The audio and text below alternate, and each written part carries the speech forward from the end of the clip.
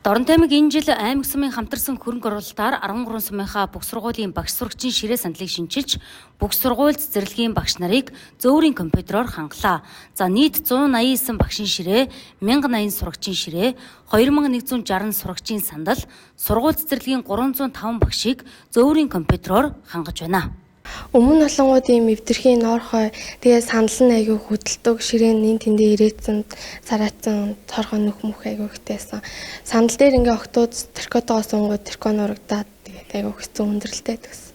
Тэгээ сунгууд ингээл яаж гэнаа л хичээлийн дундуур амар анхаарал сэрнэлт гэсэн.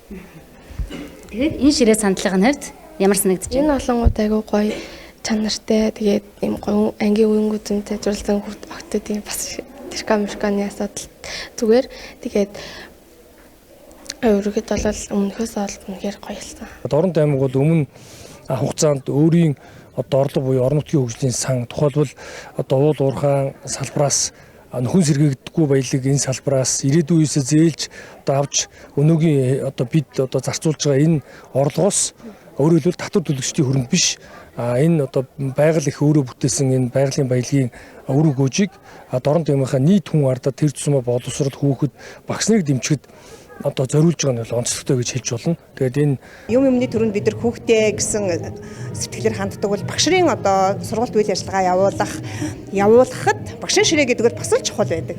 Энэ ширээг маань шинжиж өгсөнд бас их баяртай байна. Ингээд манай сургуулийн хувьд бол 72 ширээ, 144 сандал, 9 багш ширээг бол аваад ингээд аччихад энэ үйл ажиллагаанд оролцоод ингээд сумынхаа зөв хөдөлгөж байна.